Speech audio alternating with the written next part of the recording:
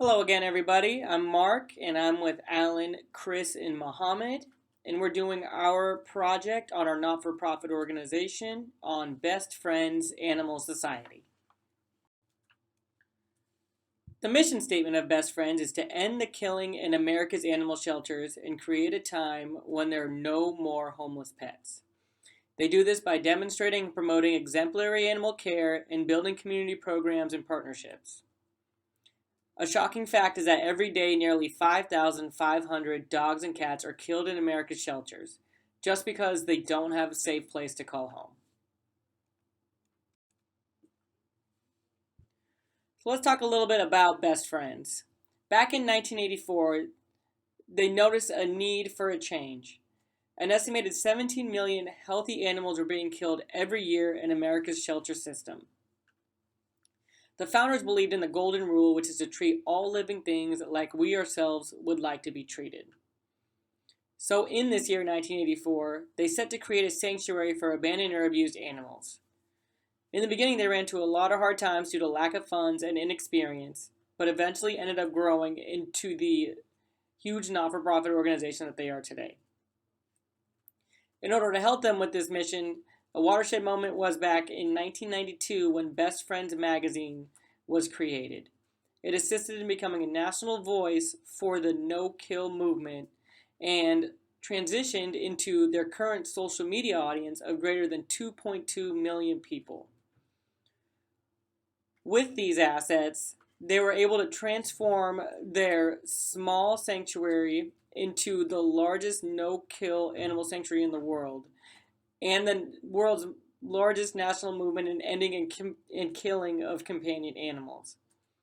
In 2016, they set the goal of accomplishing this no-kill movement nationwide by 2025.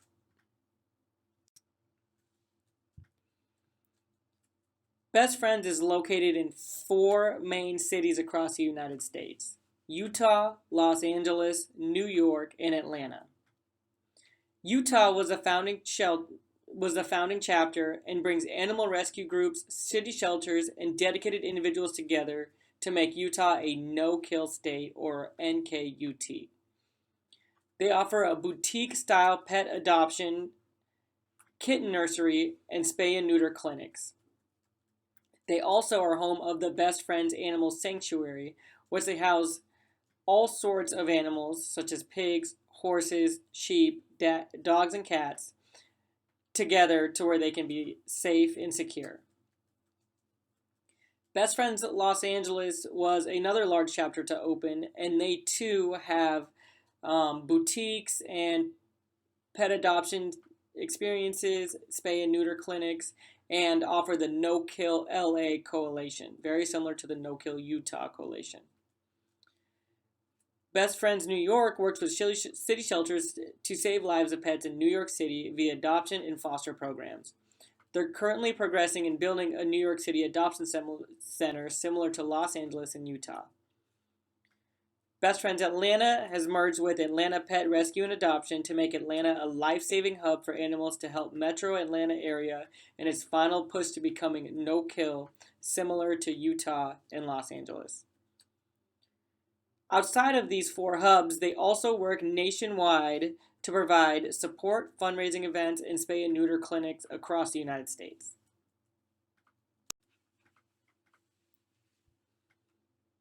Let's go over some of the impacts and quality of services at Best Friends.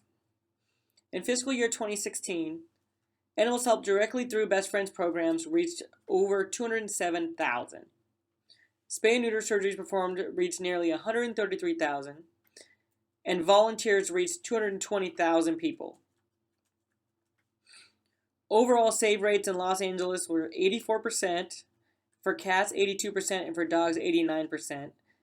The largest save rates being in Utah at 93% for dogs, 72% for cats, and 83% overall.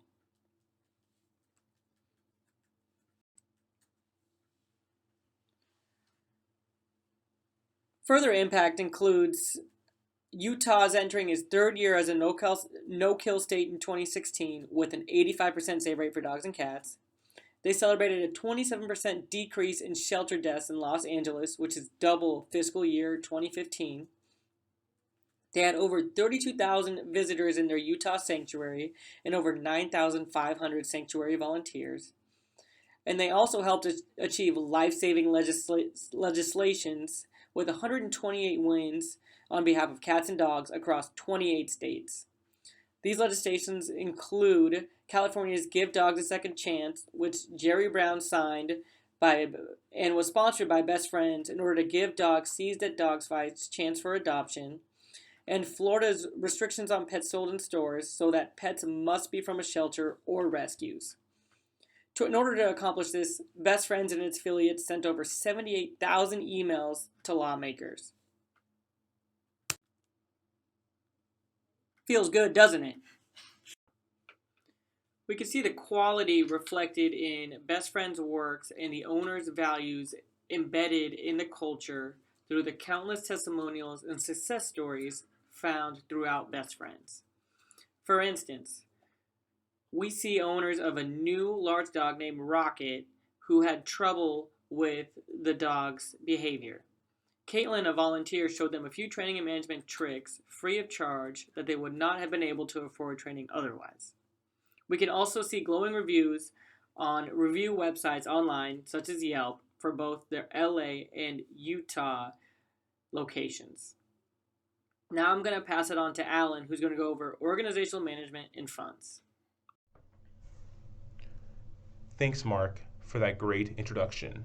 I will talk about the management, organizational structure, and some financial information of Best Friends Society. A lot of the current board members and officers are actually co-founders of the organization, meaning that they have well over 40 years of experience. Additionally, most of them are well-known animal activists who are founders of various no-kill movement chapters all across the country. For example, Gregory Castle is the current CEO and one of the co-founders. He created the No Kill Utah program, which is part of the Best Friends Society, and it is a coalition of welfare and rescue organizations all across Utah.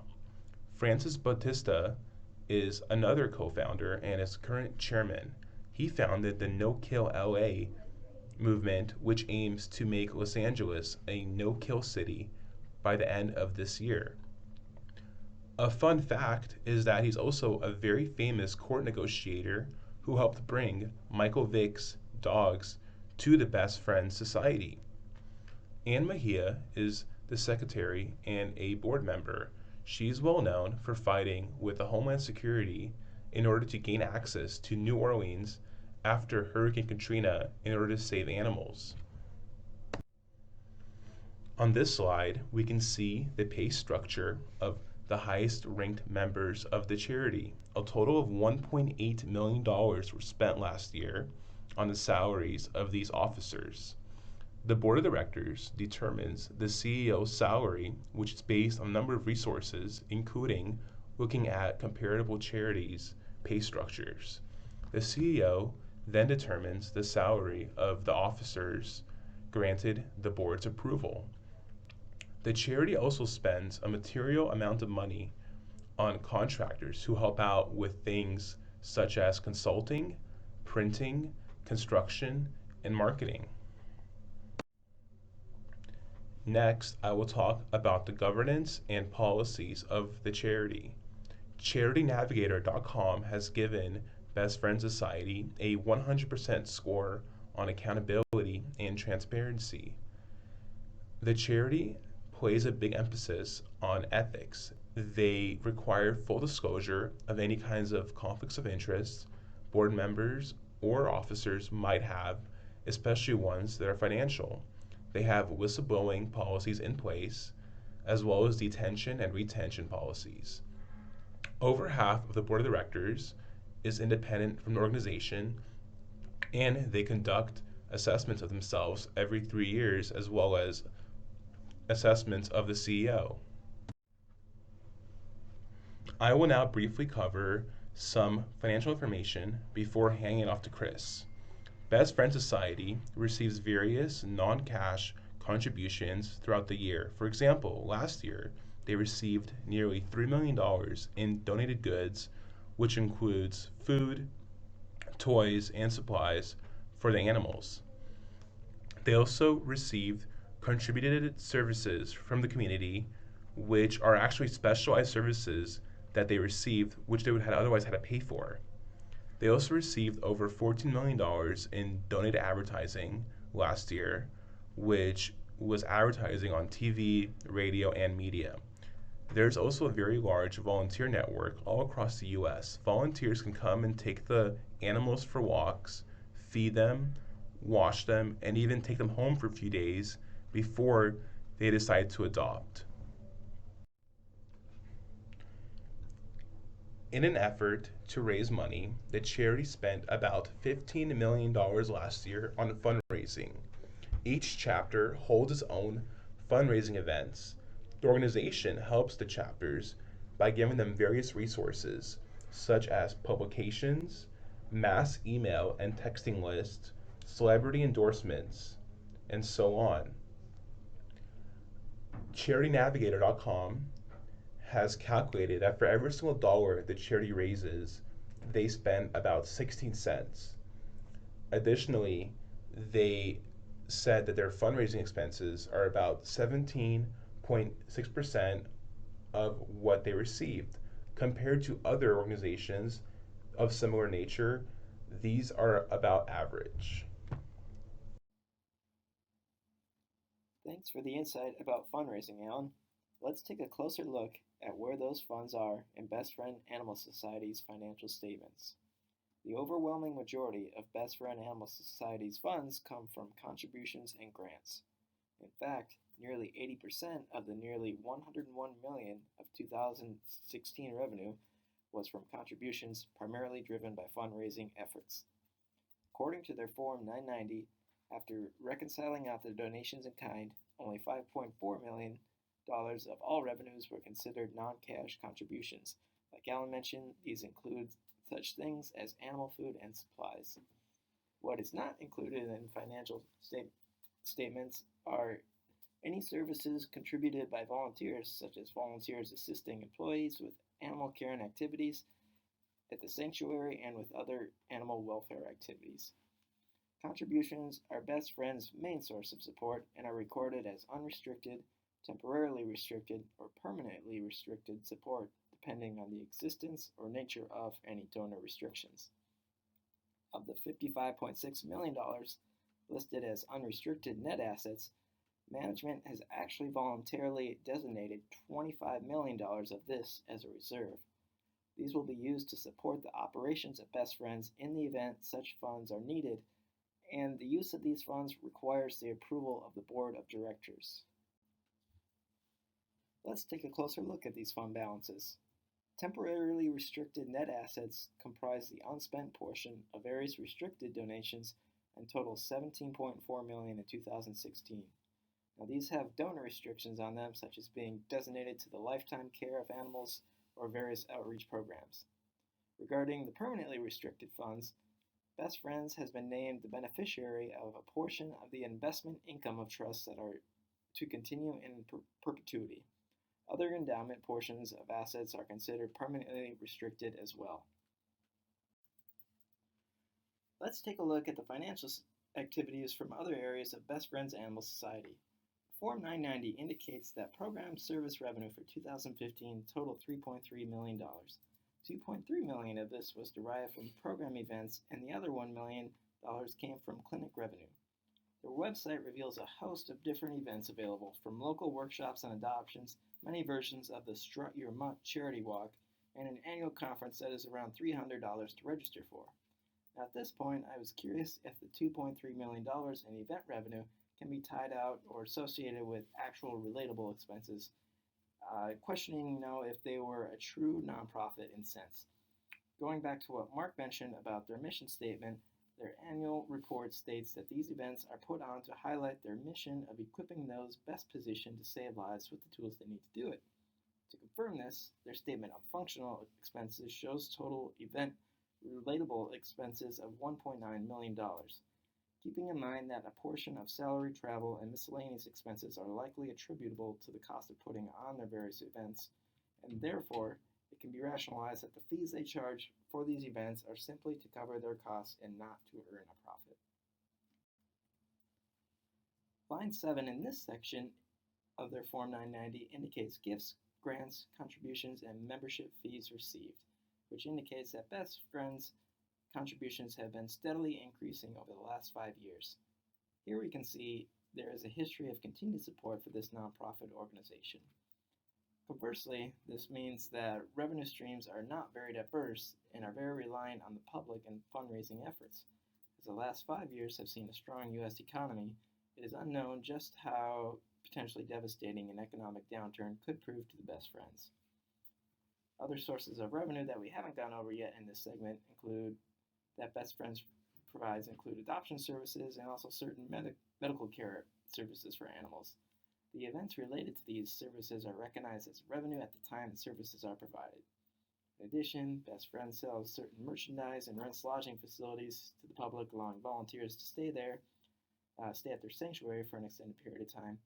And the revenues from those types of sales are recognized at the time of sale, and revenues from rental activities are recognized after the lodging services are provided. After looking at an organization's financial history, we can better look towards its future. CharityWatch.org is another watchdog website and provided this chart which indicates that Best Friends Animal Society is extremely transparent with its financials and also very true to its core mission. 74.2% of total expenses are put towards its programs. 17% goes towards fundraising efforts and only 8% to admin costs. Having such low administrative costs is impressive for a large organization with over $100 million in revenues. The Humane Society of the United States is of comparable size with around $125 million in revenue last year and has similar expense ratios. So what do we see for its future? Well, Best Friends Animal Society received a very good rating from CharityWatch.org and, like Alan mentioned, a 100 rating from CharityNavigator.org. Active fundraising efforts, including celebrity endorsements, are driving their mission. However, as current areas become saturated and they continue to look for new donors, Best Friends have found another way to spread their mission. By giving grants to a variety of institutions, Best Friends gave just over $6 million in needed support to similar governments and organizations in 2015. This was spread to nearly 200 organizations, with grants ranging from $500 to $500,000, but mostly around the $10,000 mark.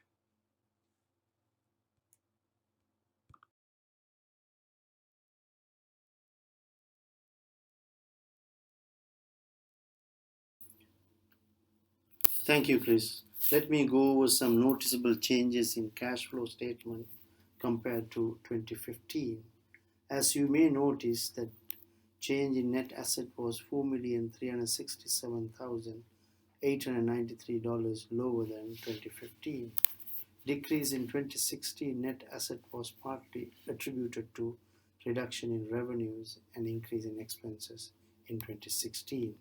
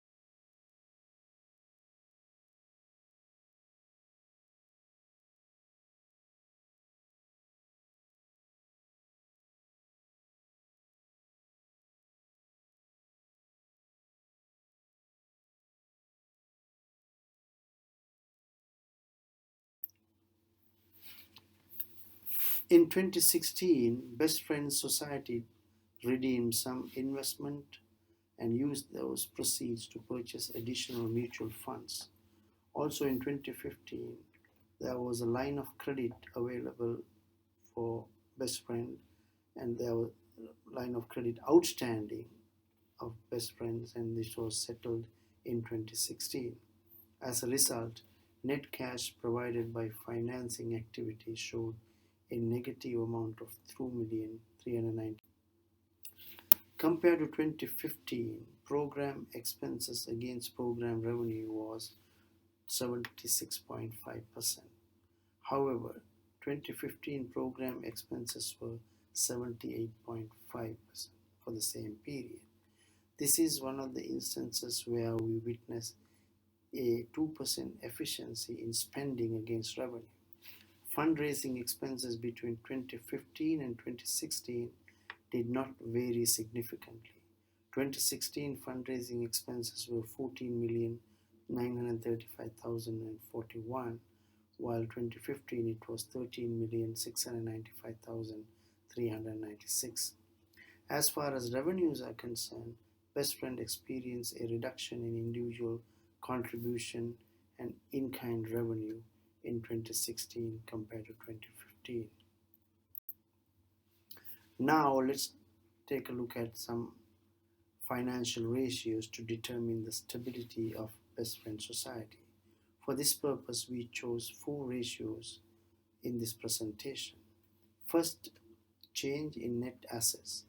Change in net assets measures the financial performance by answering questions such as, did your organization live within its means during the year?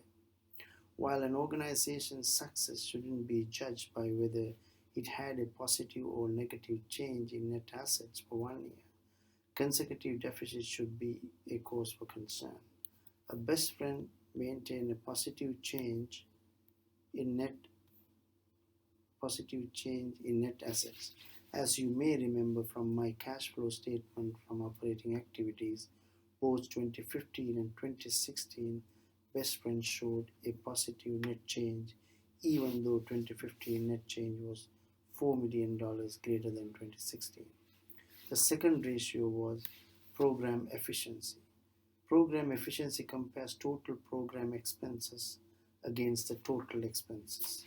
Having this information can help you demonstrate to potential funders how efficient your organization is in fulfilling its mission. In 2016, Best Friend incurred $73 million on total expenses. At the same time, it earned $96,186,638. In other words, 76.43% of total expenses were program expenses. Thirdly, the operating reliance. To show how much your not-for-profit is able to pay for total expenses solely from program revenue. In 2016, program revenue was $79,281,194. Best Friends were able to cover approximately 82% of its total expenses through program revenue. Final ratio would be fundraising efficiency. Do you know how much you are generating from fundraising activities? This ratio indicates the amount of contributions that results from fundraising expenses by dividing from the former by the latter. In 2016, Best Friends incurred approximately 17 cents for every dollar earned through fundraising activities. Fundraising efficiency of Best Friends was slightly above the industry average. Finally, let's take a look at some balance sheet activities to gauge how much wealthy Best Friend Society is. Wealth is determined by taking the total market value of all physical and intangible assets owned, then subtracting all debts. Essentially, wealth is the accumulation of resources. Total assets of Best Friend as of September 2016 was $100,344,287, and the total debt for the same period was $9,628,244. Therefore, accumulated wealth of Best Friend Society was $90,716,042.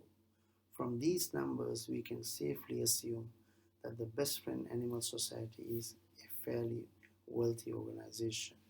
This concludes our presentation. Thank you.